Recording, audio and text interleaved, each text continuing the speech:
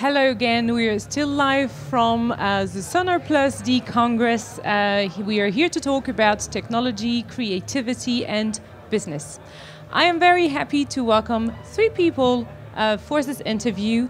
First, Greg Marshall. Greg Marshall, you are the General Manager of the Association for Electronic Music. Thanks for being with us. Thanks for having me. Frank Rodi, you are the Innovation and Electronic Music Specialist at APRA AMCOS, which is kind of the equivalent of Sacem, but in Australia, right? That's correct. Authors' rights, composers' rights, publishing. Thanks for being here. Marc Azaïs, you are the Head of Tariff and General Agreements at Sacem. Absolument. Bonjour. Bonjour. My first question is to you, Greg. How does the right collection and management for electronic music currently work? Okay, so that's quite a broad topic, and it works differently in each territory, but broadly, clubs and festivals pay a license fee to rights organisations like Sacem and APRA, Sky in Spain, for the music that's played at their events. And then that license fee is paid out across a set of data, which is the crux of, I guess, why we're having this conversation. The Association for Electronic Music started a campaign around 3 years ago called Get Played, Get Paid, because we wanted to ensure that when music is played in clubs and at festivals by DJs, that the creators and rights holders of the music that's played actually get paid. And what we were seeing in various territories around the world is that real data from the actual events is not what the music is, what the royalties are paid over. Sometimes it's paid over what's called radio logs. So a society will look at what's played on radio or TV, take a small amount of data from some clubs, and try and find an analogy between those two sets of data. So they use an allocation key, but the allocation key is not necessarily reflecting what's actually happening in the clubs. Correct. Often it can be cheaper for a society to look at the data they've already got on radio and TV and allocate club performance over that. But luckily, well, not luckily, since the campaign has started and since a growing number of progressive rights organisations are looking at technology solutions, we're seeing music recognition technology coming in and also metadata collection technology coming in to help with the accuracy of the data, of the payments from clubs and festivals. So let's take the example of the two specific territories that are Australia and France. How does it work in Australia, for instance? For APRA AMCOS, we, like other collecting societies, license the venue or the festival based on attendance or the number of people, the revenue that's generated from a festival. And that money that already sits on the table, like Greg was saying, there's never been the data set to properly distribute that. In some cases, we would collect set lists from festivals. But in the past, when, in the days of vinyl or CDs, when DJs, can you imagine asking a DJ to provide a set list? It just didn't happen. And so the data that was used was not necessarily the right information of what was being played in nightclubs in particular. And so with technology, I think it's a really exciting time. We're able to embrace new technologies. APRA AMCOS has been, at the forefront of leading the charge and embracing music recognition technology, which is like your Shazam type technology or Soundhound. We use a Dutch company called DJ Monitor. And this technology means that more of the correct artists can now be paid. And we've also worked with great companies like Pioneer DJ in direct metadata collection through their Cuvo product. It's a very exciting product. So there's lots of exciting technologies that are coming online now that are helping us help artists get more and more accurate payments out the door. So Marc, at Sacem you're currently testing such a technology. So what is it you're testing? I think it's in 5 different clubs right now in France. Actually, we did test the technology last spring.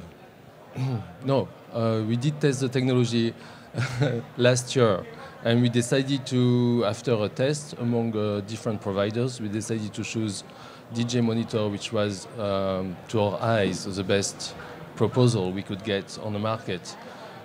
So Digimonitor is actually implementing the boxes in clubs, and we are also monitoring festivals of electronic music. And we are happy to have a solution, to make things better and more precise for the right holders we represent in France, that are the French, no, not the French, but the Sacem members, but also, APRA members or SGAE members or PRS members as well, from anywhere in the world. And what we intend to do now that this tool is available is that we want to what we call direct license the works that are played in clubs and festivals in electronic music. Can we just, for a minute, can we come back to how it works? So you are installing black boxes in clubs, selected clubs, and it is registering the music that is being played? Is it correct? Yes, that's how it works. The box is black.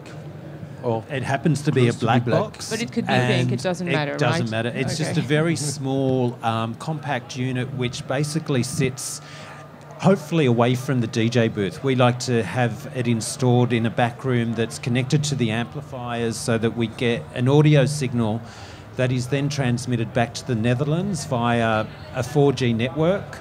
And that signal relays the audio to identify the tracks that are being played against a database. I think it's like almost 50 million works in the DJ Monitor database. And Sacem and organisations like APRA have a facility for our members to upload their songs. So directly from the studio they can record a song and make sure that it's fingerprinted, because without a fingerprint the technology falls down. So the key to the technology is making sure that our writers, A, register the works, very, very important to register their new songs, and secondly, they upload the audio to DJ Monitor. So the box itself is only as good as the data that is collected in the database first, right? Exactly. Yeah, okay. Absolutely. In short, it's a matching of a sound wave file which has a unique shape to what's been heard in a club or at a festival. And so if that sound wave file isn't in the DJ Monitor, or there are other technologies as well, which we'll come on to, if it's not in their database and library, then it's not possible to make the match. Okay, so in France, for instance, just to come back to the French example, so it was tested last year. Is there a plan to roll it out to all nightclubs and festivals? How is that going to work? Yeah, we are in the process right now to install those boxes in clubs and festivals. And as there are many festivals during the summer, it's a high season for us with DJ Monitor to be as in many places as possible. So if I can give a few numbers, there will be about 20 clubs monitored by the end of the year, and about the same, a dozen festivals will be monitored as well throughout the summer and until the end of the year. And next year we intend to extend the number of clubs that are monitored, and also as many as festivals as possible. And how does it work when you have an international DJ who doesn't work with APRA AMCOS or doesn't work with Sacem, who is playing in a festival? How does the allocation of the rights, how does it work? Well, what we get from DJ Monitors is like a set list, just very detailed, that is in the form of data, so we can implement it in our IT system that automatically with the metadata matches, the works with our database, and so we can distribute the monies we have collected from the organizers of festivals or the owners, the club owners, to those set lists, and then distribute the money like if it was played in a concert venue or anywhere else where shows are performed and works are performed. And with an international DJ, that's a good example where there's often not an incentive to report the proper music unless it's their own music. And so with the technology now, it doesn't matter. We get a true reflection of what's being played. So it's helping more and more of the right artists, as I say, get paid because, you know, it doesn't involve any work from the DJ to do anything. They just need to do their set and not worry about what they're playing. We can do that with the technology. And that's a key issue that this is really trying to solve. I mean, part of my background is I was the person at festivals talking to DJs, trying to get written set lists from them for a UK rights organisation, and that was a tricky process. And sometimes either a DJ wouldn't want to give you the set list before they play because they don't know what we're going to play. After the set, they're not really interested in talking about data.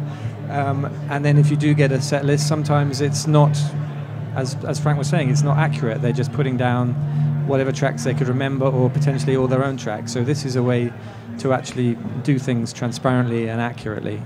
And this type of initiative, is it being also implemented in other countries? Is it a general trend, or is it still, you know, a very new type of thing? Well, it's actually really encouraging. So we started our Get Played, Get Paid campaign about 4 years ago. And at that time, we had Boomer in the Netherlands were using music recognition technology, and APRA using music recognition technology, and France were using Yarcast, and Germany were using Yarcast as well, I think. So, and since it's moved then onto, there's at least 14 to 15 territories where this is being deployed in different levels. And so, what's quite interesting is that, you know, we have probably a pioneering, an early adopter in APRA. A great result from discussions with Sacem of their adoption of this. And I think what we're looking for from an association of the electronic music point of view now is some detail as to who is really using the technology in the most effective way, how many venues is it in, how many festivals are being monitored, you know, potentially even looking at, you know, a leaderboard. Marc, you wanted to react? Yes.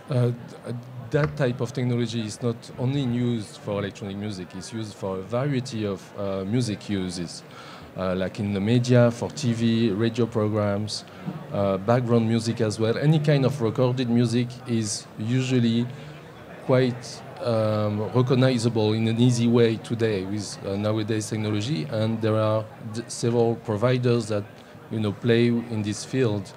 And some are better than others depending on what you want to do. So at Sacem we have different providers for different tasks that we need to have done. We use BMAT a lot for internet exploitations and media broadcasting, and we use Yacast for regular discotheque type venues. But DJ Monitor was the best for the specific electronic music usage in clubs and festivals. I have one last question. Nowadays we know that DJs are playing a lot on their computers. So instead of having a black box that listens to what's going on in the club, can't we have a device that is plugged directly on the computer so as to have the data from the most reliable source? This is one of the initiatives that I mentioned before with Pioneer DJ. So Cuvo is a product which directly reads the metadata from the DJ decks. And this is an initiative that worked very much within the ecosystem of Pioneer, but has grown out to include non-Record Box users, Record Box being a proprietary software of Pioneer DJ. And so we've been working and developing with them the evolution of Cuvo, which is what I call DMC, direct metadata collection. And yes, it just reads directly what is from the memory stick of the DJ, and it doesn't involve a fingerprint. And it's not perfect, but again, we need to be pushing the boundaries for this technology to be adopted. And I can honestly say that, you know, APRA AMCOS is really happy to push that. We're the first society to actually sign the deal with Pioneer and Cuvo, but also to use it in our distribution. So for us, we use a combination of music recognition technology, thanks to DJ Monitor, and Cuvo DMC data. And I think that this is the way forward. We need to keep pushing these tech companies, but they need to have a purpose and a reason to keep developing this technology. Yeah, the QVO proposition is an interesting one because it, you know, their major positive for rights organisations around the world is that they're not charging for the data, so it may not be as complete as, say, if you had DJ Monitor or BMAT or Yakast in a club doing the monitoring, or at a festival doing the monitoring, but it can provide a broad set of real data from events that can then feed into the distribution policies, and which is, you know, it's more credible data than a radio log potentially. I mean, just on that point, a recent study by BMAT, where they monitor 230 radio stations in Spain, and they monitor around 130 clubs in Spain, they found that 60% of the tracks that were played in the clubs were not featuring on the radio logs. So it's a real evidence-based element that you know, real monitoring in clubs is needed, and more metadata from clubs like you can get from QVO is needed. Well, thank you very much to you, Greg, Frank, and Mark, for answering my questions. I think you'll be staying some more days at Sonar. So enjoy your stay here and enjoy the beautiful weather in Barcelona. Thank you for being there. Thank you very much. Thanks so much. Cheers.